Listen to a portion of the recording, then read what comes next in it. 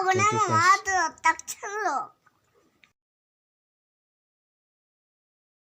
Laksisi Phyto Science Manipur की team ने कोई चीज़ अंगांग सी हार्ट होबा Phyto Science product ना फाखरबा मतुंगा चीज़ कन्ना नारक पदगी कोई Phyto Science product season नबदगी Kankhal ए है दना कोई लाक्ष्य बनी चीज़ नारक पगी मतंग लेकिन माइन नारम बनो है नारक पजे कहे तारे नाबजे को कोई सुम शायु जे sondarapa singi sondarapa aduga singi nawi sondarapa kaimta pot sai pai harakaba chai tanda hogotpa adigi chakok thumna maktaba haitare isaje yamna sondarapa haitare adege sondare adege aise masai sinus lay allergy tawi haitare haki yam khanba thabak sna oirom sai ki thabak se adum na ba khotse se dum tawe ba adum na dana tawe aduga aina hidak se ꯑꯩꯒꯤ ꯆꯥꯒꯤꯗꯨ ꯍꯥꯠꯅꯕꯁꯨ ꯐꯈꯤꯕꯅꯤꯅ ꯑꯩꯅ ꯁꯤꯒꯤ Christian ꯁꯦꯟꯁꯦ ꯆꯥꯔꯒ ꯐꯒꯅꯤꯁꯦ ꯑꯩꯅ ꯊꯥꯖꯕꯒꯤꯀꯣ ꯑꯩꯒꯤ ꯏꯄꯨꯔꯣꯏꯕꯒ ꯍꯥꯏꯇꯥꯔꯦ ꯑꯩ ꯍꯁꯕꯦꯟꯁꯦ ꯑꯔꯨꯟꯁꯦ ꯑꯗꯨꯅ ꯃꯥꯅ ꯀꯩꯅꯣ ꯁꯤꯒꯤ ꯍꯤꯗꯥꯛꯁꯦ ꯆꯥꯔꯒ ꯐꯒꯅꯤ ꯅꯪꯒꯤꯁꯦ ꯑꯇꯣꯞꯄꯗ ꯌꯦꯡꯕ ꯈꯣꯠꯄ ꯀꯩꯝ ꯇꯧꯔꯛꯀꯨꯝꯁꯦꯅ ꯑꯩꯅ ꯅꯥꯔꯛꯄꯁꯦ ꯍꯦꯛ ꯍꯧꯕ ꯉꯁꯤꯁꯦ ꯑꯩꯅ ꯅꯥꯔꯛꯄꯁꯦ ꯑꯩ ꯊꯕꯛ ꯆꯠꯊꯣꯛꯎꯏ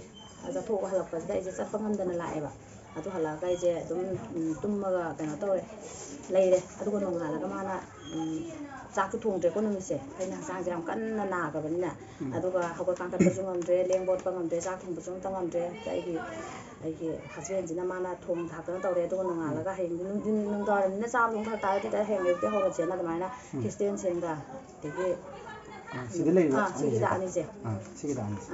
ꯑꯅꯤꯁꯦ ꯁꯤꯁꯦ ꯄꯤꯖꯔꯦ ꯑꯗꯨꯒ ꯑꯩꯁꯦ ꯅꯨꯃꯤꯠ 5ꯅꯤꯃꯨꯛ ꯁꯨꯔꯛꯄ ꯃꯇꯝꯁꯦ ꯁꯤꯗ ꯑꯩꯒꯤ ꯍꯛꯆꯥꯡꯁꯦ ꯀꯩ ꯄꯥꯏꯕ ꯈꯣꯠꯄ ꯀꯩꯗꯧꯕ ꯍꯛꯆꯥꯡꯁꯦ ꯑꯗꯨꯝ ꯀꯟꯈꯠꯂꯛꯑꯦ ꯐꯔꯛꯑꯦ ꯑꯗꯨꯒ ꯁꯤ ꯅꯨꯃꯤꯠ 14ꯅꯤ ꯆꯥꯔꯀꯥꯟꯗ ꯑꯩꯒꯤ ꯍꯛꯆꯥꯡꯁꯦ ꯑꯗꯨꯝ ꯀꯟꯈꯠꯂꯛꯈ꯭ꯔꯦ ꯑꯗꯨꯒ ꯑꯩꯒꯤ ꯃꯃꯥꯡꯗ ꯁꯣꯜꯂꯝꯕ ꯇꯧꯕꯗꯣ ꯑꯗꯨꯒꯤꯁꯨ ꯑꯗꯨꯝ ꯑꯩꯒꯤ ꯀꯩꯅꯣ ꯂꯩꯖꯔꯤ ꯚꯤꯗꯤꯑꯣ ꯂꯩꯖꯔꯤꯕꯀꯣ Hello friends, ꯑꯩꯒꯤ ꯃꯤꯡ ꯑꯔꯨꯟ ꯑꯗꯨꯒ ꯁꯣꯝꯗ ꯂꯩꯔꯤꯁꯤꯅ ꯑꯩꯒꯤ ꯋꯥꯏꯐ ꯖꯤꯕꯥꯅꯤ ꯉꯁꯤ ꯃꯦꯒꯤ ꯗꯦꯠ 11, 2021 ꯀꯣ ꯉꯁꯤ ꯍꯥꯏꯕ ꯅꯨꯃꯤꯠꯁꯤꯗꯒꯤ ꯍꯥꯏꯇꯥꯔꯦ ꯑꯩꯒꯤ ꯅꯨꯄꯤꯒꯤ ꯃꯁꯥ ꯉꯝꯗꯕ ꯁꯤꯁꯤꯗ ꯑꯩꯈꯣꯏꯒꯤ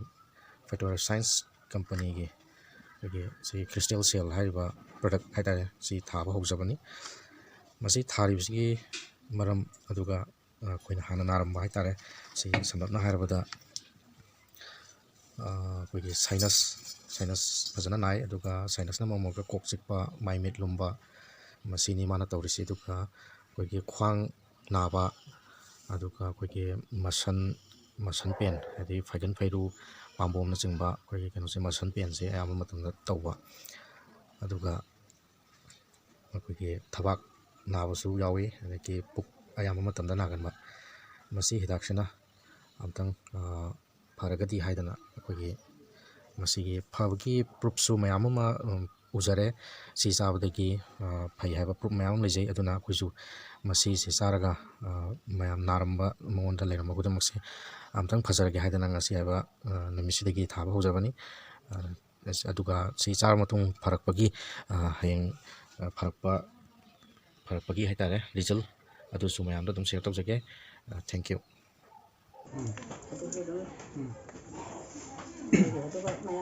ꯍꯧꯖꯤꯛꯇꯤ ꯑꯗꯨꯝ ꯀꯩꯝ ꯇꯧꯗ꯭ꯔꯦ ꯍꯛꯆꯥꯡꯁꯦ ꯄꯨꯔꯥ ꯀꯟꯈꯠꯈ꯭ꯔꯦꯀꯣ ꯀꯩꯁꯨ ꯇꯧꯗ꯭ꯔꯦ ꯑꯩ ꯅꯥꯔꯝꯃꯤꯁꯦ ꯌꯥꯝꯕꯖꯥꯠꯅꯤ ꯑꯗꯨꯝ ꯈ꯭ꯋꯥꯡ ꯅꯥꯕꯀꯣ ꯃꯦꯟꯇꯦꯜꯂꯤ ꯄ꯭ꯔꯣꯕ꯭ꯂꯦꯝꯁꯨ ꯑꯣꯏꯕ ꯑꯗꯩ ꯈ꯭ꯋꯥꯡ ꯅꯥꯕ ꯑꯗꯒꯤ ꯊꯕꯥꯛ ꯅꯥꯕ ꯍꯧꯖꯤꯛꯇꯤ ꯄ꯭ꯔꯣꯕ꯭ꯂꯦꯝꯁꯦ ꯁꯨꯝ ꯀꯣꯔꯣꯅꯥ ꯂꯩꯕꯅꯤꯅ ꯑꯩꯈꯣꯏꯒꯤ ꯗꯥꯛꯇꯔ ꯆꯠꯂꯒ ꯂꯥꯏꯌꯦꯡꯕꯁꯨ ꯀꯤꯖꯕ ꯑꯗꯒꯤ ꯍꯦꯛ ꯂꯥꯏꯌꯦꯡꯕ ꯆꯠꯀꯦ ꯍꯥꯏ ꯀꯥꯟꯗꯁꯨ ꯑꯩꯈꯣꯏ ꯇꯦꯁ ꯅꯨꯡ ꯃꯌꯥꯝ ꯇꯧ ꯍꯥꯏꯔꯛꯀꯅꯤꯗꯅ ꯑꯗꯨꯅ ꯑꯩꯁꯦ ꯌꯥꯝ ꯄꯥꯈꯠꯅ ꯁꯨꯝ ꯆꯠꯂꯨꯔ ꯀꯩꯗꯧꯗꯣꯏꯅꯣꯅ ꯁꯨꯃꯥꯏꯅ ꯁꯤ ꯍꯤꯗꯥꯛꯁꯦ ꯆꯥꯔꯁꯦꯅ ꯑꯩ ꯍꯁꯕꯦꯟꯁꯤꯅ ꯍꯥꯏꯔꯒꯀꯣ ꯑꯩꯅ ꯆꯥꯈꯤꯕꯅꯦꯕ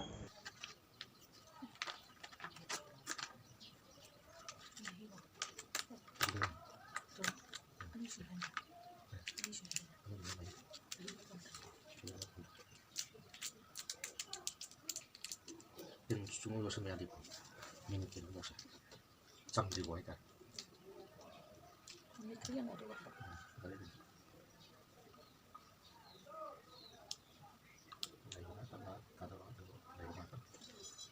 ꯇꯤꯟ ꯆꯨꯝꯃ ꯄꯣꯛꯂꯛꯄꯗꯣ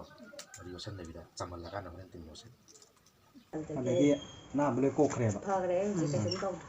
ꯌꯥꯝ ꯅꯨꯡꯉꯥꯏꯖꯔꯦ ꯉꯁꯤ ꯏꯆꯦꯒ ꯂꯥꯛꯇꯅ ꯑꯩꯈꯣꯏ Phyto Science ꯃꯅꯤꯄꯨꯔ ꯇꯤꯝꯒ ꯁꯨꯃꯥꯏꯅ ꯋꯥꯔꯤ ꯁꯥꯟꯅꯗꯅ ꯇꯧꯕꯁꯦ ꯌꯥꯝ ꯅꯨꯡꯉꯥꯏꯖꯔꯦ ꯊꯥꯒꯠꯆꯔꯤ ꯏꯆꯦꯕꯨ ꯃꯌꯥꯝ ꯉꯁꯥꯏꯒꯤ ꯈ꯭ꯔꯤꯁꯇꯦꯜ ꯁꯦꯜꯗꯨꯒ ꯁꯤꯒꯤ ꯄ꯭ꯔꯗꯛ ꯈ꯭ꯔꯤꯁꯇꯦꯜ ꯁ꯭ꯅꯣ ꯒ꯭ꯔꯤꯟꯁꯤꯒ ꯄꯥꯔꯒ ꯄꯤꯖꯕꯤꯕ ꯑꯗꯨ ꯁꯤꯒꯤꯁꯤꯅ ꯏꯁꯤꯡꯗ ꯊꯤꯠꯂꯒ ꯄꯤꯊꯛꯀꯗꯧꯅꯤ ꯑꯩ ꯑꯃ ꯄꯦꯀꯦꯠ ꯑꯃ ꯂꯧꯊꯣꯛꯆꯒꯦ ꯁꯤꯅꯤ ꯈ꯭ꯔꯤꯁꯇꯦꯜ ꯁ꯭ꯅꯣ ꯒ꯭ꯔꯤꯟ ꯀꯣ ꯁꯤ ꯄꯦꯀꯦꯠ ꯑꯃ ꯂꯧꯊꯣꯛꯄꯤꯔꯒ ꯏꯁꯤꯡꯁꯦ ꯁꯤꯒꯤꯁꯤꯗꯤ 750 ml ꯅꯤ ꯑꯗꯨꯕꯨ ꯁꯤ 500 ml ꯒꯤ ꯆꯥꯡꯗ ꯏꯁꯤꯡꯁꯦ ꯂꯧꯕꯤꯔꯒ ꯁꯤꯁꯦ ꯊꯤꯠꯄꯤꯕ ꯍꯥꯏꯇꯥꯔꯦ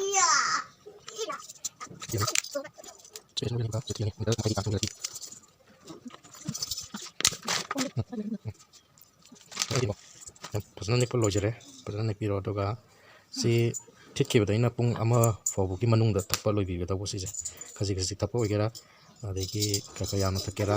ꯄꯨꯡ ꯑꯃꯒꯤ ꯃꯅꯨꯡꯗ ꯂꯣꯏꯁꯤꯟꯕꯤꯌꯨ ꯄꯨꯡ ꯑꯃꯗꯒꯤꯗꯤ ꯍꯦꯟꯕ ꯌꯥꯗꯦ ꯍꯥꯏꯇꯥꯔꯦ ꯁꯤ ꯈꯔ ꯁꯨꯝ ꯊꯛꯄꯤꯔꯒ ꯄꯨꯡ ꯑꯃꯒꯤ ꯃꯅꯨꯡꯗ ꯊꯛꯄꯤꯒꯗꯧꯕꯀꯣ ꯄꯨꯡ ꯑꯃꯗꯒꯤꯗꯤ ꯍꯦꯟꯕꯤꯒꯅꯨ ꯊꯦꯡꯛ ꯌꯨ ꯐ꯭ꯔꯦꯟड्स